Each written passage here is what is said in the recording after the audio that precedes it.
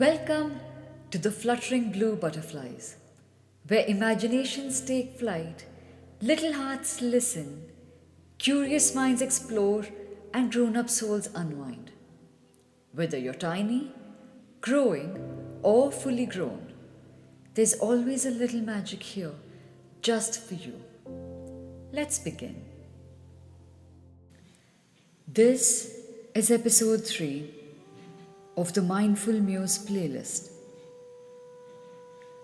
What does it mean to be Indian? We've all stood at crossroads in life, moving abroad for studies, work, or family, or sometimes just growing up in India, listening to stories of the struggles our nation went through to gain independence. And somewhere along the way, each of us asks, what does it really mean to be Indian? For every generation, that answer has been different. And for me, it begins with my grandparents. It was the year 1947.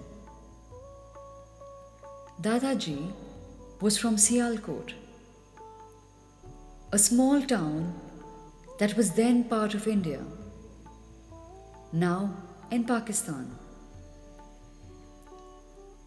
He served in the Indian Air Force, which in those days was still called the Royal Air Force.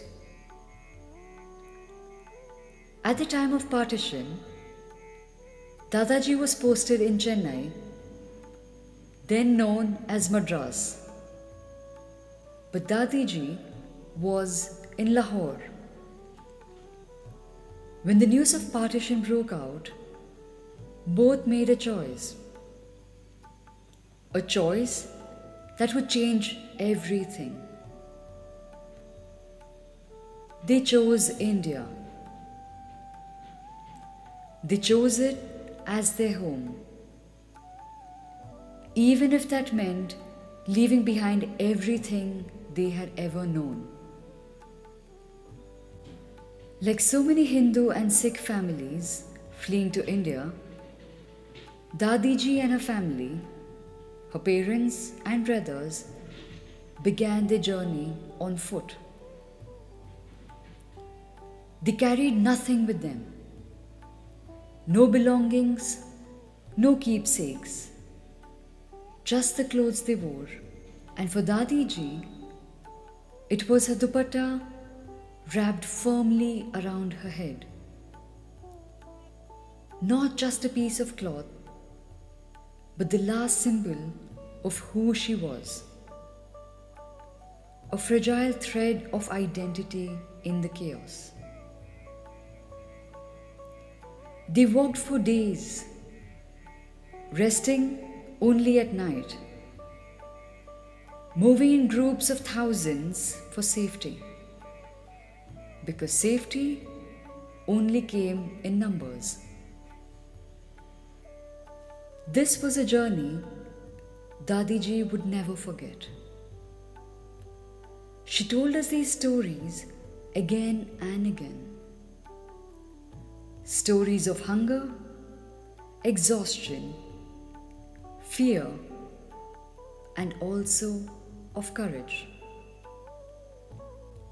On one of those days, her father, Parnanaji, stumbled, struck his head, and was swept away by the river.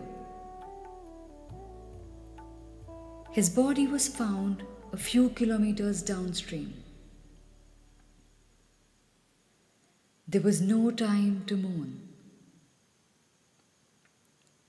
His last rites were performed by the riverbank, and then the family had to keep moving forward. And yet, in spite of what they were forced to endure, the hunger, the loss, the pain. Not a word of hatred against the Muslims was ever uttered by them. Only acceptance, only the will to survive, only the strength to begin again. By the time they reached Jammu, their bodies were broken, but their spirits were unbroken. They had chosen India, even if that choice came at the cost of everything. And while Dadiji's journey was one of survival, somewhere else in India, another man, Amachan, whom we fondly called Achachan, was beginning his journey of service. He had witnessed the struggle for independence, and with that fire in his heart, he joined the Indian Air Force.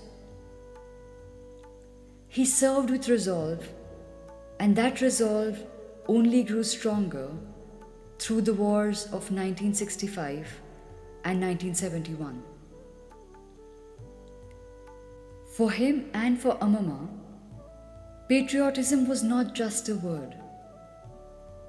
It was the air they breathed. It was the life they built.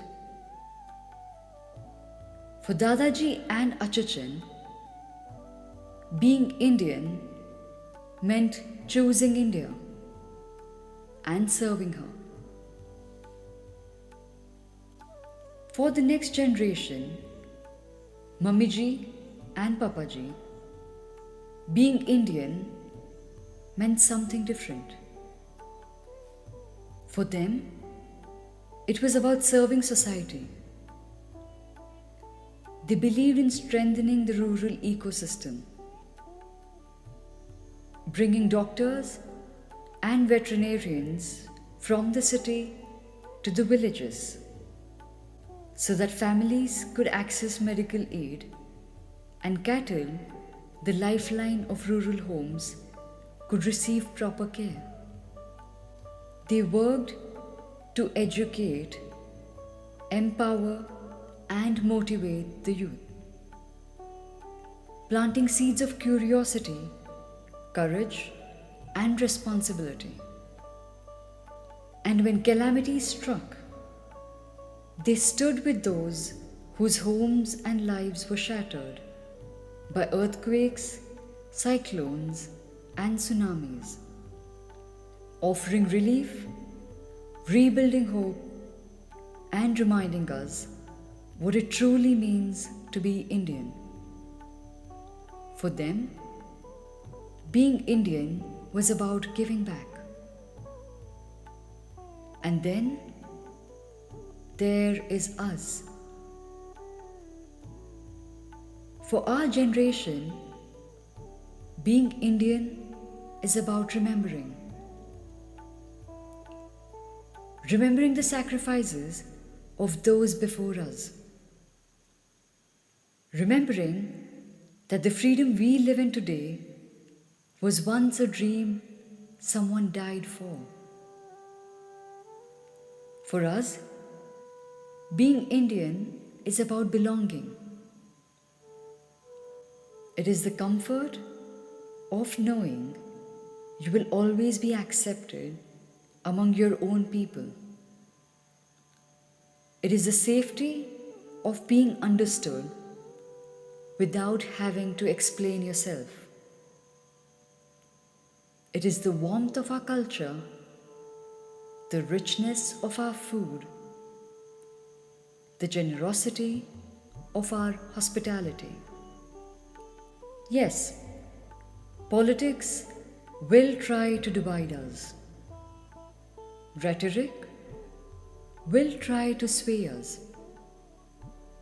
But when we stand on the world stage, we are not defined by which state we belong to or which language we speak. We are defined by the pride of embracing our roots, the joy of celebrating our diversity, the strength of being unapologetically Indian, and the grace of being comfortable in our skin. We are Indians, and at the heart of that truth is something simple yet profound. Our diversity is not our weakness, it is our strength. For our grandparents, being Indian was a choice. For our parents, being Indian was service. For us, being Indian is a responsibility. Being Indian is not only our identity, it is our legacy, and it is our promise to the generations to come. Thank you for fluttering by with us. Maybe you giggled, maybe you wondered, maybe you simply paused for a while. However you listened, we are glad you did.